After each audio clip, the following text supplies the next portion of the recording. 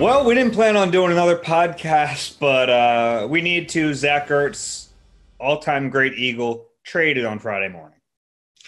Yeah, I think this is two podcasts in about 13 hours, which I believe is a record. So um, I even do podcast stats. What can I say?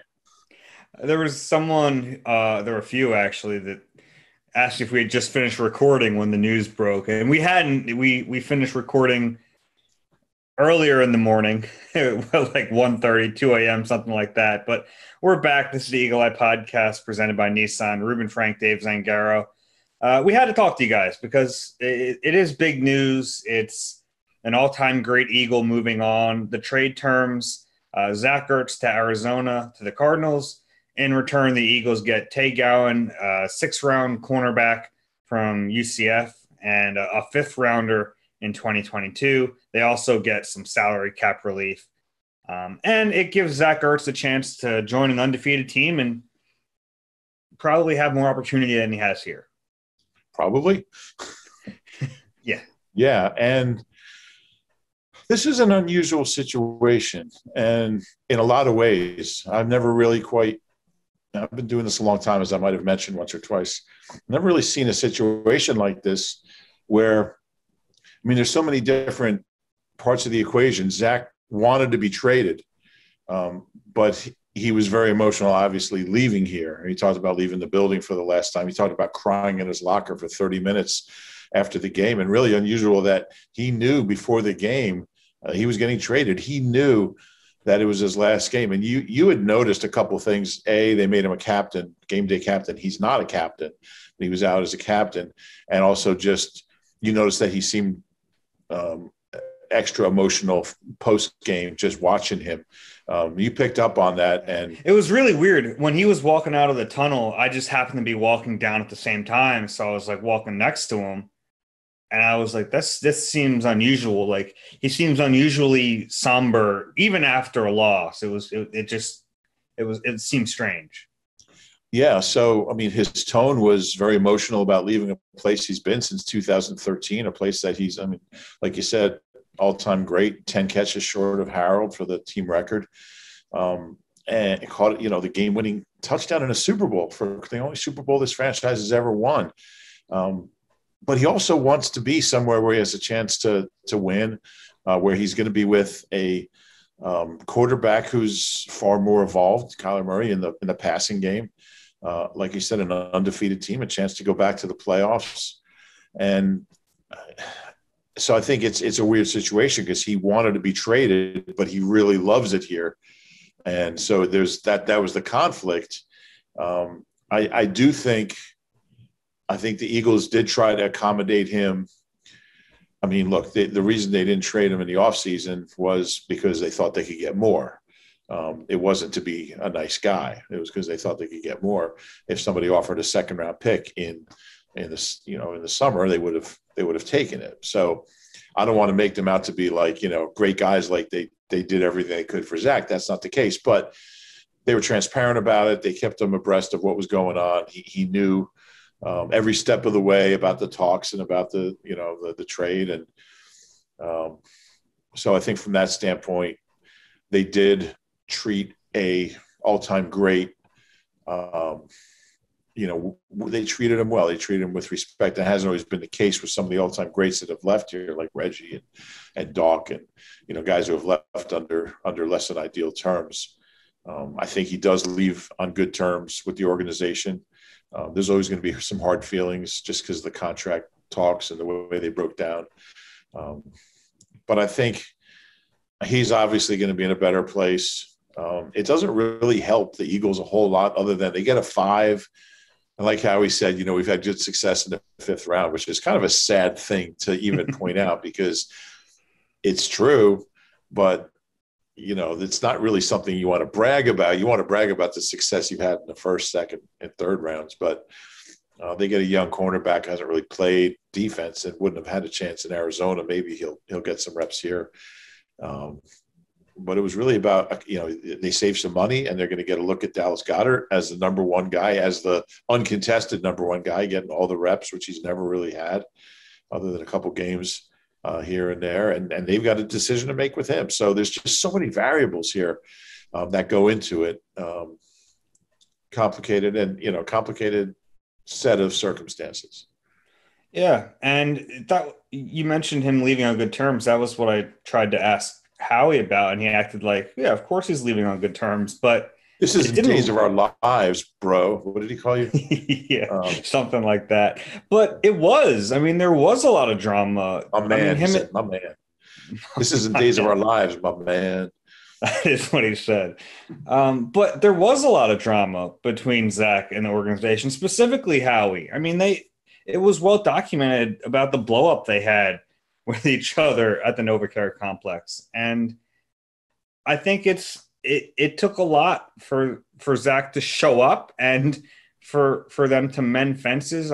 We talked to Zach, when was that? September 1st, I think, and he talked about apologies were made and fences were mended because there was not a good relationship between team and player.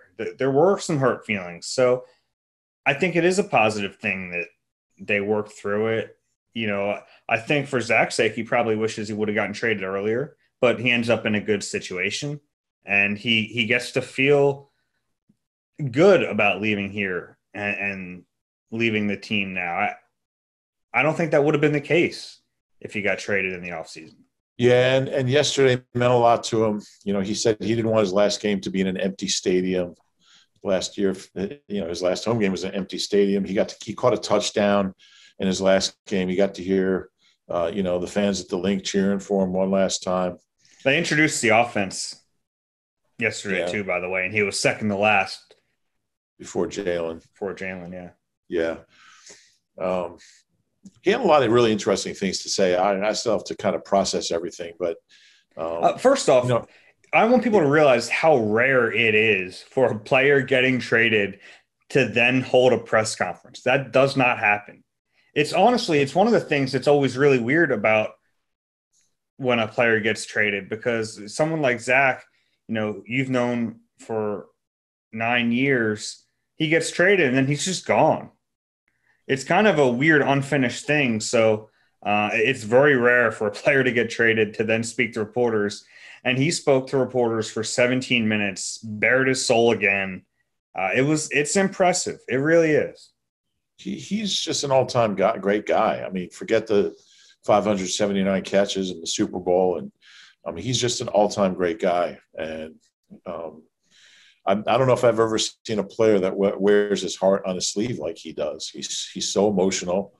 And, he was like fighting back tears the whole 17 minutes. Well, maybe I like that he said in the beginning that he wasn't going to cry, and we all went, "You're not going to get through." Yeah, then he did. He spoke a lot about the fans and just how they pushed him and how much he appreciated every time he got booed because it made him work harder, made him a better player. Who thinks like that? Who talks like that? I know one guy who doesn't in this city. I wasn't even thinking about him. I was thinking about Ben Simmons, but well, yeah. But there's multiple examples of that. This is a tough city to play in. It is, and I don't think that's a bad thing. That gets painted in a negative light so often, but when you get a player who gets it, like Zach Ertz, you get this bond that's like it's unbreakable. Like he'll never not have that with this city, and that's really cool. Yeah, I mean, he said, I'm going to Arizona, but Philadelphia will always. I'm from California. I'm going to Arizona, but Philadelphia will always be home. And that's the way he feels. And we were talking to Trey and Runyon on the pregame show, on that WIP pregame show, and they were talking about how so many players who aren't from here settle here after their careers. And, they just talked about how, you just want to be in a place where you're loved, where you're, admired, and that's what home is. It's, where, you feel the most comfortable. And I'm sure Zach, I can't imagine Zach won't settle down here when his career's over. But yeah, it was emotional. It's emotional for me. I'll be honest. I mean, he's one of my favorite guys, and I really miss, just chatting with him in the locker room We haven't had that in a couple of years.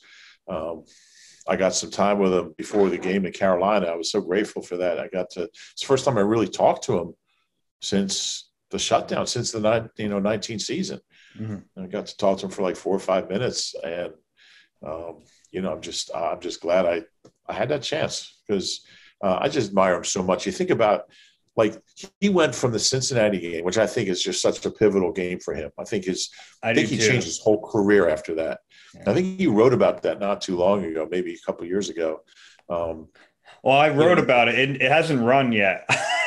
I wrote about it, this little inside baseball here. I wrote about it this summer when we thought he was going to get traded, and then he didn't get traded. So I had that in the back pocket. Maybe we'll run that this weekend. There you go.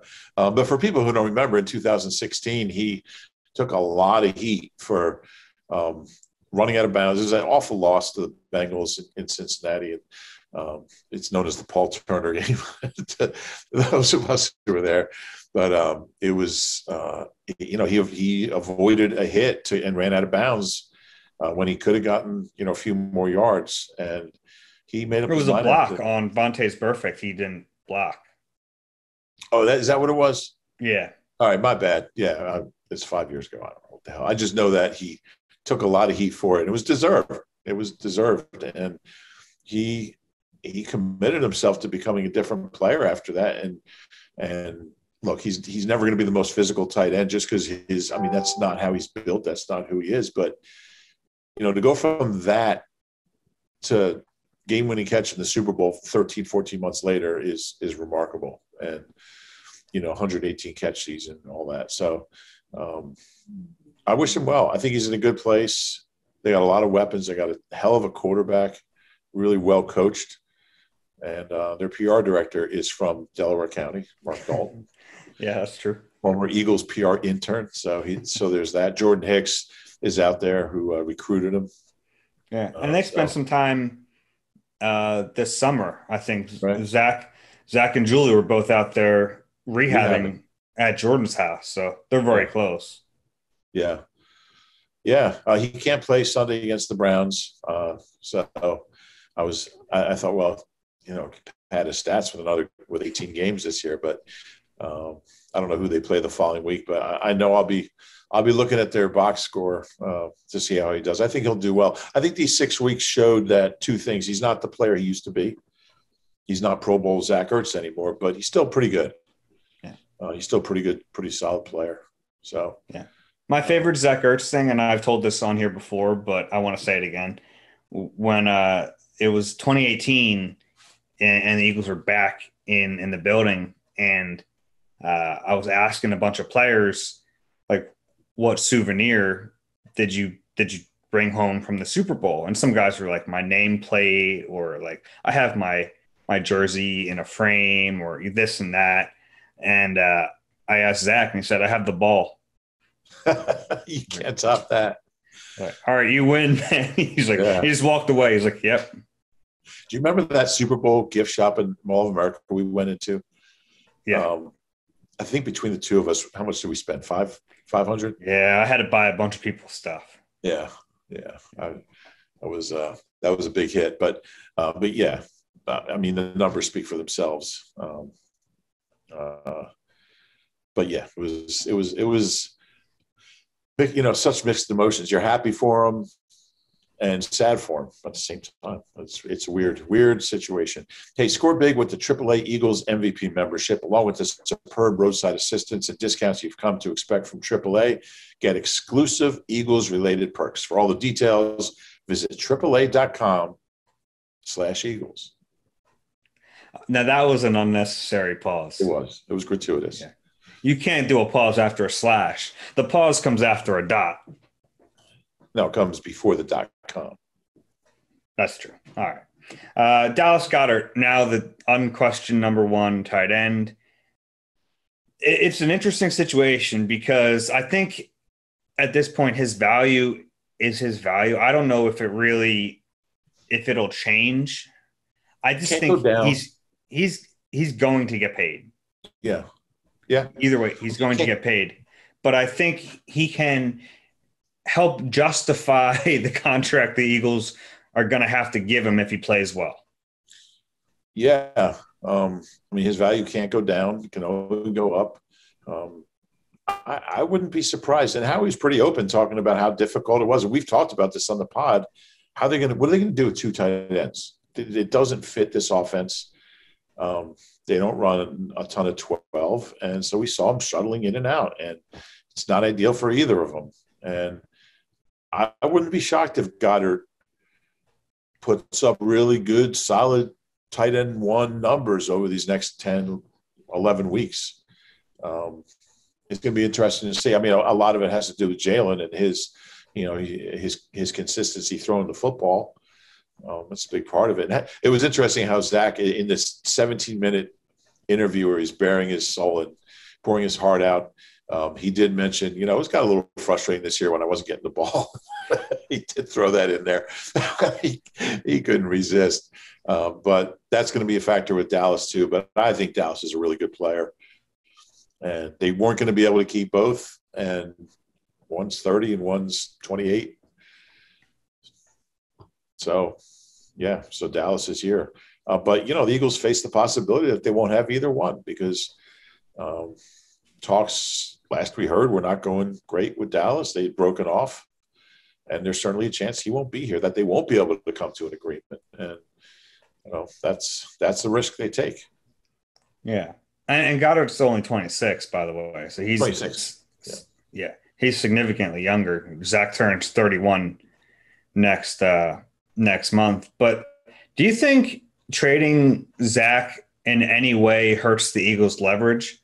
Because I guess they could have said, well, Dallas, we're not going to pay you this figure when we can pay Zach this figure, and we don't think the gap is that big. Do you think it hurts them at all from that perspective? Yeah, you start pitting them against each other, which is kind of a common tactic in contract negotiating in sports.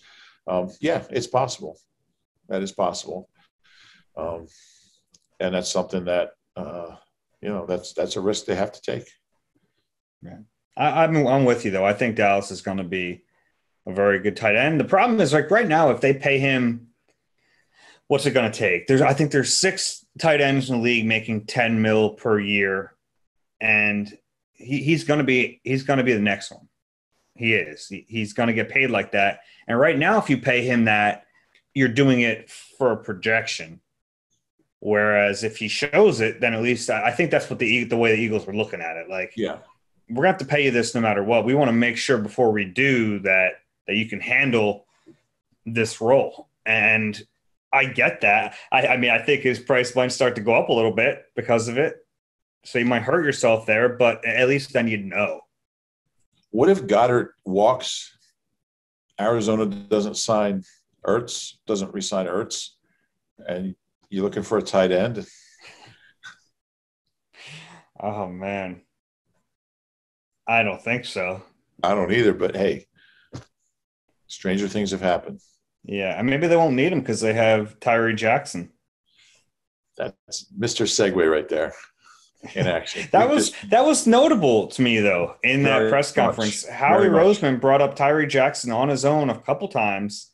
And Tyree Jackson, if you guys don't remember, is the former University at Buffalo quarterback who transitioned to being a tight end and really impressed the Eagles in training camp before he broke his back, literally going up and catching the ball. But he was playing so well in training camp, and they must really think they have something with him to keep him around.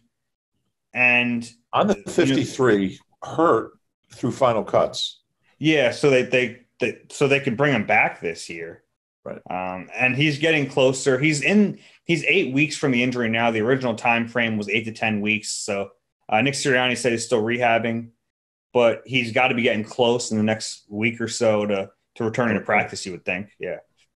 Yeah, and I agree that it was really notable. And Tyree didn't get to play in any of the preseason games, but he was terrific. But again, that was practice, and we've seen, a lot of really terrific players in practice. I'm going to read a quick quote from Howie on Tyree. He was the surprise of camp, and it was just camp. We didn't see him in the preseason games. But the skills that he has in his body, we want to make sure that we were going into next year knowing as much as we could. In other words, we want to see with Ertz here, Tyree Jackson isn't playing. Sounds like he might be TE too when he's healthy.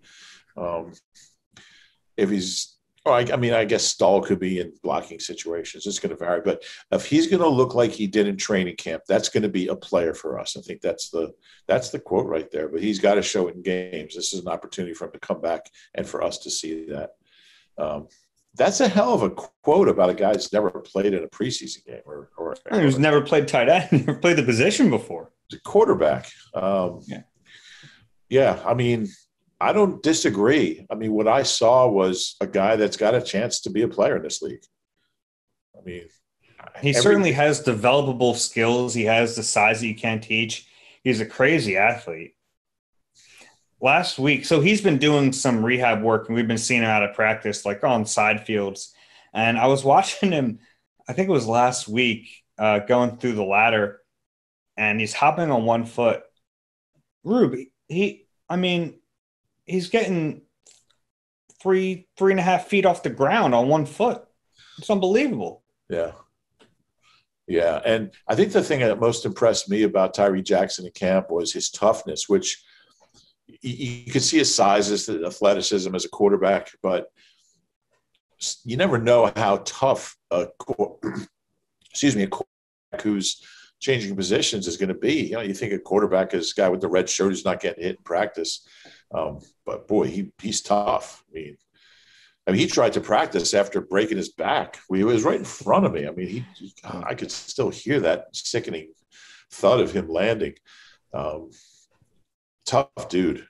I hope he's up in the next few weeks because I want to see him play. Yeah, and I'll tell you what, Jalen Hurts has this propensity to throw too high to his tight ends. You got a guy who's like 6'10". Those might be perfect passes to him. Yeah, it might be. Yeah, he's tall. He's 6'7", they list him as? Yeah. He's huge. And Howie didn't want to leave out the other guys. He did mention Jack Stoll. He mentioned that other guy. Noah Tagoa. Yeah, I don't think even Nick wouldn't say Noah's last name. It's Tangiai, but we'll accept Tagoa if they want to start calling him that. And Nick was with him in Indianapolis. You'd think he'd know his name. He's been with him with 2 teams. Still doesn't know his last name. Yeah. But he doesn't know Miles' last name either, so he's not the only one. At Nissan, we just made your choice for a new car, an easier one than ever, with our most exciting and fuel-efficient lineup. The choice is yours. Now get great offers across our full line. Shop your local Nissan store today at nissanusa.com. Last thing here, Rube, and it's not related to the tight end situation, which the rest of the podcast was, but we thought it was notable. Nick Sirianni basically said the play calling operation is going to stay the same, which means he's still the play caller. Yeah, and I apologize look, we're billing this as a Zach Ertz emergency podcast, and we're talking about something else, which I don't know if that's really, is that allowed? Will the Podcast Commission of America suspend us or fine us or anything? We'll get a verbal warning first, I think. You get a warning? Yeah. Okay. All right. Yeah, and obviously no surprise. I mean, he's not going to bench himself as play caller after 6 weeks. But yeah, it's not going well. He's got other options on the bench, and I do think there's some value in a head coach that's struggling in this area to give it up for a while, and it doesn't have to be permanently. Give it up on third downs, give it up in the second half. Just try a fresh approach, and this offense could certainly use it. I didn't expect him to make any changes, but it's out there. He's going to be the play caller moving forward. Yeah, but he did talk about the process of self-scouting in this long weekend, and we'll see if anything does change with game plan, with the play calls within games, because there's no way he can look at the tape from this last game and be like, yeah, it's just all execution. It's, I'm calling the right plays. We have the right game plan. And it's just the players suck. They're not doing it. There's no way he can look at this game and at some other games and think that. So I'm really curious to see with a few extra days if they come back with a new approach, with a fresh approach. Yeah, and the Raiders are a team that got off to a hot start, but obviously, they've lost a couple, and their coach isn't there anymore. They're kind of a franchise in disarray right now. They're ripe for the taking. I mean, even before the Gruden stuff came out, they weren't playing well. So it's a game. It's a winnable game, and then Detroit's a winnable game after that. So, that's a game where Nick.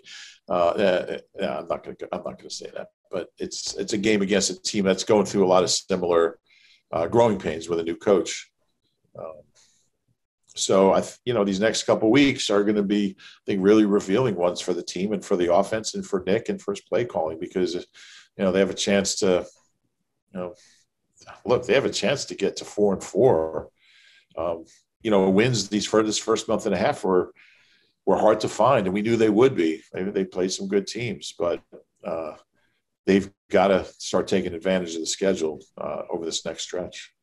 That's fair. All right. If you enjoy the Eagle Eye podcast, please rate and subscribe wherever you get your pods. If you're watching on YouTube, please click the like button there and subscribe as well. Do you really have something? I was going to say, we need, I'm going to get Tom Feiner, one of our ace producers, to put together an emergency podcast, like audio thing, like a little, how when you're listening to news radio, they come in with breaking news. It's, you have this logo, this audio, thing that indicates it's breaking news or something, big news. That's what we need. We need a little animation and little, sounds to indicate emergency pod. So let's get to work on that. We'll get the team working on it. Something tells me Tom is going to do that now. But thanks for your time, everyone. Enjoy the weekend of stress-free football. We'll talk to you next week. This has been Eagle Eye presented by Nissan. We'll talk to you soon.